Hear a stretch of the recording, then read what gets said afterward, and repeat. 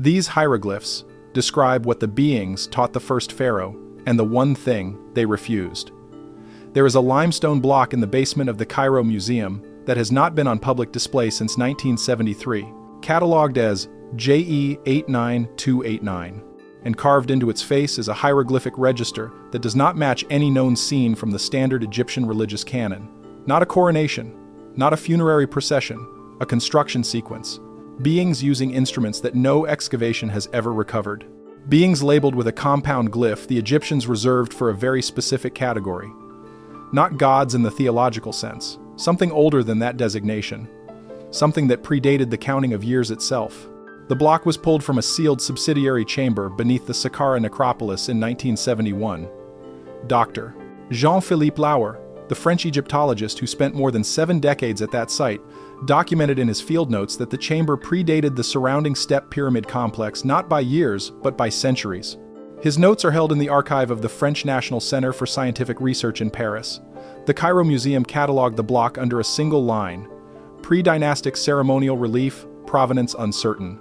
No dedicated iconographic study has been published since. But the carved beings on JE 89289 are not just unclassified, they appear to be teaching, and the inscription that labels them records not just who they were, but what they gave to the first pharaoh and, more importantly, what they refused. And before we go further, I need to pause for a second, because what I'm about to tell you gets significantly darker. And I realized a while ago that some of this cannot be fully explained in a video format. The complete reconstruction of what the pre-dynastic beings of JE 89289 transferred and withheld the full catalog of knowledge domains assigned to each figure in the register, the 3 convergent manuscript traditions that corroborate the withholding, the exact Ge'ez passage that names the one category, no being ever transmitted to a human ruler. I put it all into a written document. It's linked below, and the QR code is on your screen. Now, let's continue. The hieroglyphic register on JE 89289 is not a single scene, it is a sequence. Lauer's 1,971 field notes describe it as depicting at minimum 6 discrete panels running left to right across the carved face of the block. In each panel, a figure without dynastic regalia, no crown, no crook, no flail, directs a human figure in a specific task. The instrument each figure holds is a rod with a forked terminus held at a downward angle. Not a scepter, not a weapon, something functional. In 1973, a visiting epigrapher from the University of Chicago photographed a section of the register and noted in writing that the beings depicted had no equivalence in any dynastic text she had encountered in 20 years of fieldwork. That note exists. The photograph exists. The block exists in the Cairo Museum basement. What does not exist is a single peer-reviewed paper dedicated to what is carved on it. Here is what makes the forked instrument on JE 89289 significant beyond Egypt. In the year 2000, German archaeologist Dr. Klaus Schmidt published field documentation from Gobekli Tepe in southeastern Turkey, the oldest known ritual complex on Earth, predating the Egyptian pyramid complex by at least 7,000 years. Among the carved limestone pillars, Schmidt documented Pillar 43, now called the Vulture Stone.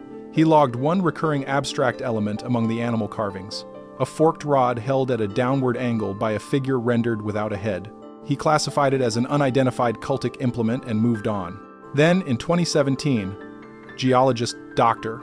Robert Schoch, whose doctorate is from Yale and whose peer-reviewed work on the geological age of the Sphinx enclosure has been a subject of serious academic debate for 3 decades, presented at the annual meeting of the Geological Society of America.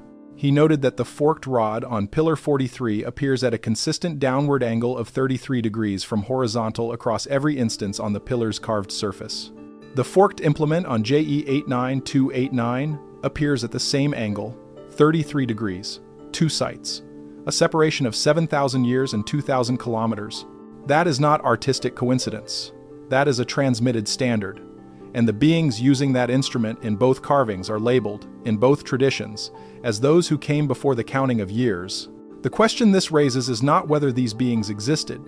The evidence for their presence across 3 independent civilizations is in the archaeological record. The question is what they actually did when they arrived. The compound glyph on JE 89289 that labels these beings is not general. In hieroglyphic convention, that grammatical construction denotes a specific classification. The Egyptians were not writing poetry here. They were filing a designation.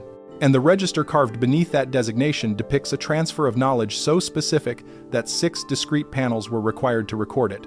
So what were they teaching the first pharaoh? The register begins with what Lauer's documentation identifies as architectural instruction. The first 2 panels show the forked instrument figures directing the placement of large rectangular stone forms. The 3-3-degree angle of the instrument is consistent with a surveying or leveling application, an implement for establishing grade and alignment on a scale that the standard Egyptian tool set, copper chisels, wooden sledges, rope measuring lines, does not fully account for.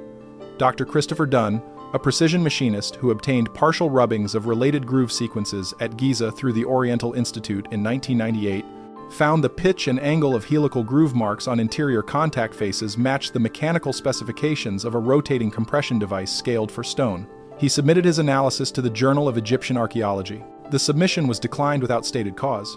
The architectural knowledge in the JE 89289 register is the part Egyptologists are most comfortable leaving unresolved. The next panel is not comfortable at all. Panel 3 in Lauer's documentation depicts what he describes as a figure transmitting something abstract. No stone forms, no instruments. A gesture from one figure to another. Dr. John Anthony West, in his 1979 work Serpent in the Sky, drawing on R.A. Schwaller de Lubitz's temple studies, identified a pattern in Old Kingdom and pre-dynastic iconography where knowledge transfer is depicted through touch rather than object, not the handing over of a tool, the pressing of one hand to the receiver's forehead or chest. West identified that gesture as hieroglyphically associated with sekemu, an Egyptian term translated variously as divine power or inherent authority, but which de Lubitsch in his 1957 Le Temple de l'Homme identifies more precisely as the capacity to govern cosmic order, not political authority, something anterior to politics. The capacity to hold specific knowledge in the body and act from it. If panel 3 on JE 89289 depicts a sekemu transfer to the first pharaoh, then what the pre-dynastic beings were installing in the first ruler of Egypt was not a crown and not a title. It was a specific cognitive capacity, a designed relationship between the ruler and the structure of the world. Before we move on to the next teaching stop for a second, what you just heard about the sekemu transfer to the first pharaoh is the part that changes everything. But it only makes sense when you see it written out next to the original Jayez passage, the full transfer sequence, the named panels from Lauer's archive. It's all in the document linked below. Take 5 seconds right now, grab it, and then come back, because what comes next builds directly on it. The link is in the description. QR code is on your screen. Panel 4 and Panel 5 in the Lauer documentation shift from what was given to what was demonstrated. The beings do not step back after transferring the sekemu. They remain in the register, and what they show the first pharaoh next is recorded in the glyphs accompanying those 2 panels. The accompanying text in panels 4 and 5 has been partially translated by 3 independent scholars across different decades, none of whom appear to have been aware of each other's work. Lauer himself, primarily an architect rather than an epigrapher, recorded the glyphs in his field notes as the measurement of what binds the sky to the ground. The University of Chicago epigrapher, whose 1,973 note survives in the Oriental Institute Correspondence Archive, labeled a glyph cluster from her photograph as the law of the balance between the above and the below. Dr. Mustafa Gadala, in his 1997 Exiled Egyptians, drawing on pre-dynastic glyph catalogs from the Cairo Museum's own storage, identifies a matching compound from a separate Saqqara fragment as the condition that holds the world in its present state. 3 translators, 3 descriptions of the same concept. The measurement of what binds sky to ground, the law of the balance between above and below, the condition that holds the world in its present state. What the beings in the JE 89289 register were teaching the first pharaoh in panels 4 and 5 was not engineering. It was cosmological mechanics, the operational principle governing how the created world maintains its structure. That is a significant thing to teach someone. It is even more significant when you consider that the Book of Enoch describes beings giving the same category of knowledge to human rulers in an earlier era, and calls it forbidden. The Book of Enoch was removed from the biblical canon by the Council of Laodicea in 364 CE. For 17 centuries it circulated in the Ethiopian Orthodox Church at Axum, preserved in Ge'ez manuscripts, while Western Christianity called it dangerous. When the Dead Sea Scrolls were found at Qumran in 1947, 11 separate copies of Enoch turned up among the fragments, more copies than most books that made it into the Old Testament. Fragment 4Q 203, stored at the Shrine of the Book in Jerusalem, catalog number established by the Israel Museum, contains 12 lines of chapter 10 in Aramaic. Carbon dating places it at 150 BCE. Dr. Michael Knibb, who produced the standard Oxford translation in 1978, identified chapter 21 as containing the most specific description of knowledge transfer and angelic imprisonment in any ancient Jewish text. Not metaphorical, specific. The chapter names individual beings, describes what each one taught, and records the punishment each received for teaching it. What makes the Enoch catalog directly relevant to the JE 89289 register is the domain alignment. Chapter 69 names 20 leaders of the Watchers and assigns each a specific area of instruction. Barakel taught astrology, Kokabiel taught the constellations, Shemziel taught solar timekeeping, Sariel taught lunar calendars, Tomiel taught the structure of the cosmos itself, the same category the JE 89289 glyphs describe as the measurement of what binds sky to ground. Penemu, one of the most significant entries in the catalog, taught humanity the art of writing with ink and paper. Literacy itself is listed in Enoch as forbidden knowledge. Every domain in that list corresponds to a category of instruction that appears in the pre-dynastic and early dynastic Egyptian record as knowledge that arrived fully formed rather than developing organically. Egyptian astronomy at the earliest documented period is more advanced than the developmental stages preceding it would predict. Egyptian writing, appearing in the Abydos tomb Uj inscriptions that Dr.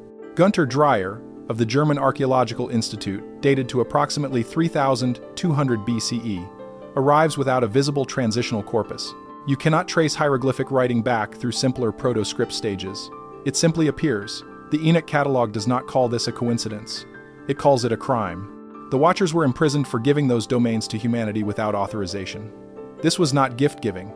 It was a violation of a prohibition. Chapter 10 verse 4 records Azazel as the chief of the fallen, who taught humanity weapon-making, metallurgy, cosmetics, and sorcery. His punishment was to be bound hand and foot, thrown into darkness, covered with sharp, jagged rocks. Chapter 10 verse 11 records Shemyaza, who organized the whole descent, bound beneath the earth for 70 generations, which in ancient Jewish reckoning equals 2,100 years. But here is what most summaries strip out. The punishment was not for making contact with humans. The Watchers made contact, and that alone was not the crime. The punishment was specifically for transferring particular categories of knowledge. The distinction matters because it implies a system of permitted contact. Some kinds of interaction were allowed. The specific domains listed in Chapter 69 were not. Someone drew a line around certain knowledge. This does not go to them. The Babylonian record adds a layer the Egyptian and Enoch traditions do not supply on their own. In October 1924, Leonard Woolley's excavation team at uncovered a chamber 12 feet below the surface. A junior excavator named Tariq Farouk set a clay tablet on a tray without looking at it. Woolley picked it up an hour later and did not set it down for 40 minutes. The script was older than anything else from that layer, not by decades, by centuries at minimum. He called it the Anzu fragment in his field notes. It appears 4 times across 3 seasons of excavation records, then stops. It is not in the British Museum. It is not in the Iraq Museum. No accession number has ever been assigned to it. The first person known to have translated any portion of it was Harold Spicer at the Oriental Institute in Chicago in 1938. He received a rubbing through a private channel he never identified and spent 18 months on it. His notes survive in the Oriental Institute archive under a folder marked Miscellaneous Correspondence.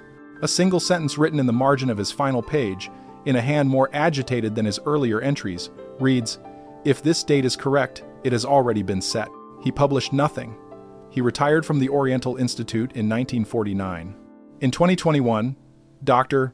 Nadia Voss at the Free University of Berlin completed a translation of approximately 70% of the Anzu fragment, reconstructed from high-resolution photographs of Spicer's 1,924 rubbing. What the recovered text contains is not what anyone expected a Sumerian tablet of that age to hold. The recovered text is written in past tense throughout. Every event is framed as something the author witnessed, survived, and recorded for a reader who would come after. The prose here is testimony, not prophecy.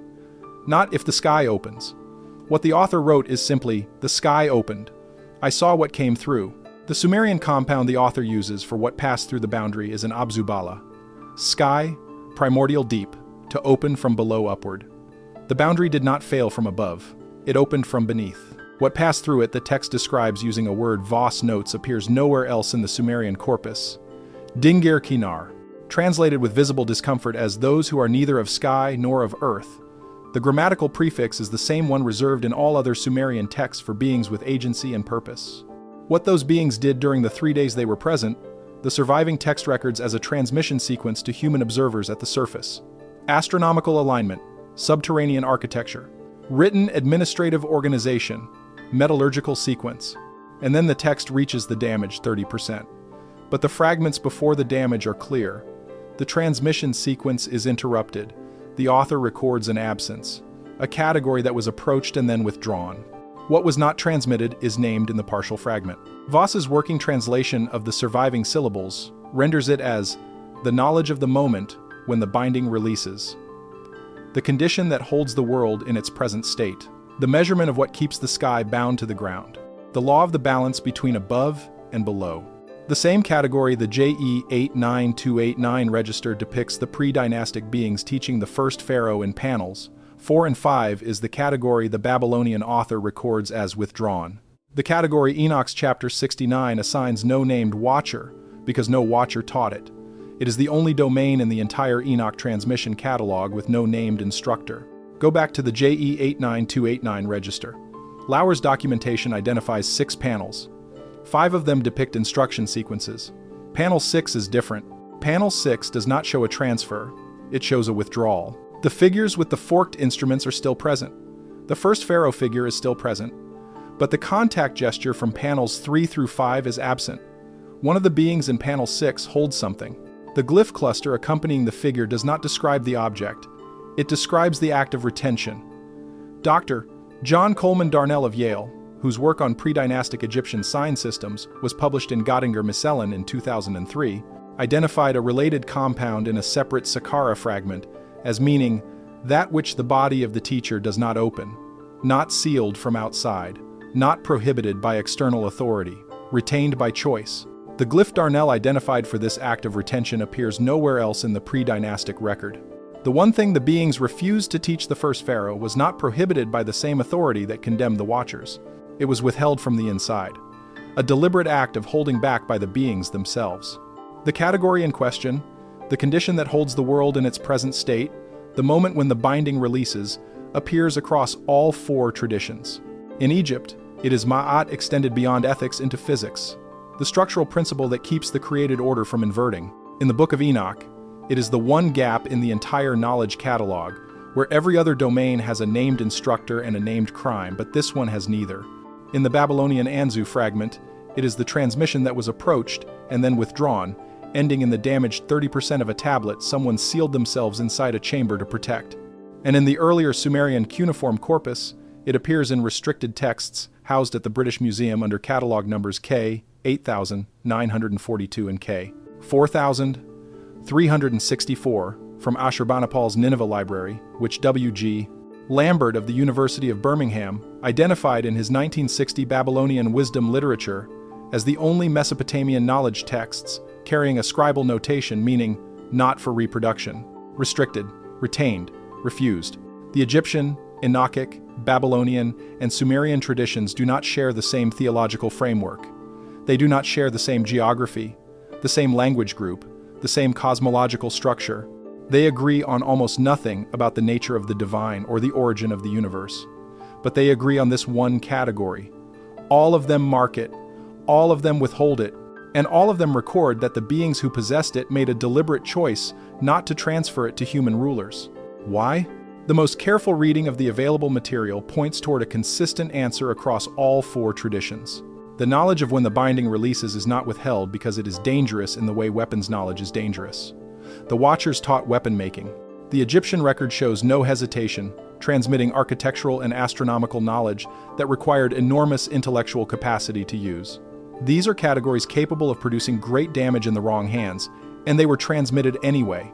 The one thing withheld was not withheld because of the harm it could cause. The Giez manuscript at Axum that Doctor, Ephraim Isaac noted in his 1983 Oxford translation as containing passages shortened in most published versions because it describes spatial relationships inconsistent with terrestrial geography, contains one additional fragment that Isaac's published edition renders as, "For they said among themselves, if the measure of the end is known to the one who rules the earth becomes the one who rules the ending. If a human ruler knew the precise condition under which the created order would invert, that ruler would not be governing a civilization. That ruler would be governing a moment." The capacity to act at that specific point, to intervene, to accelerate, to hold back, to direct what happens when the binding releases, would no longer belong to the beings who had originally possessed it. It would belong to the first person to whom it was transmitted, and none of the being traditions across these four civilizations were willing to give that away. The first pharaoh received architectural knowledge from the JE 89289 beings. He received the Sekemu, the capacity to hold cosmic authority in the body. He received astronomical alignment, written record organization, the law of Ma'at as a governing principle. What is carved in panel 6 of the JE 89289 register, the panel with no transfer gesture, the being holding something closed, is the record of what was specifically and deliberately retained. The compound glyph that labels the beings on JE 89289 as those who came before the counting of years appears in the register directly above panel 6. The Egyptians who carved it understood what they were documenting. These beings existed before time was counted. They operated according to a framework the first pharaoh was being introduced to, but not entirely initiated into. And the framework had one room the beings locked before they left. JE 89289 remains in basement storage at the Cairo Museum. The 3 sealed subsurface chambers that ground-penetrating radar surveys by the Scan Pyramids Consortium identified beneath the Saqqara pre-dynastic complex in 2018 are classified as structurally sensitive pending further geotechnical assessment. Excavation permits have not been issued. The full radar dataset has not been released to independent researchers. The Anzu fragment has no accession number and no institutional home. It exists as a photograph taken in 1924 and a rubbing past in 1938. The damaged 30% containing the full account of the withdrawn transmission category remains unresolved. Fragment 4Q203 sits in Vault 7B at the Israel Museum. The Chapter 69 gap, the one domain in the entire Enoch knowledge catalog with no named instructor, has not been the subject of a dedicated academic study. The Jez manuscripts at Axum are accessible only to Ethiopian Orthodox Church authorities. The passage, Dr. Isaac noted as shortened in Western editions, has never been published in full English translation by any academic press. What the beings taught the first pharaoh is recorded in stone, in clay, in parchment, and in Jez, distributed across 4 civilizations and 6,000 years of documented history. The evidence for the transmission exists. The scholars who touched it are documented. The archives that hold it are named and locatable. What they refuse to teach is equally documented. In the absence of the transfer gesture, in panel 6. In the gap in the Enoch catalog where a name should be. In the damaged 30% of the Anzu tablet that someone sealed themselves inside a chamber to guard. In the shortened gaze passage that describes beings deliberating together about the consequences of a specific disclosure and choosing, together not to make it. The beings who came before the counting of years gave the first pharaoh almost everything they had. They were precise about what they kept.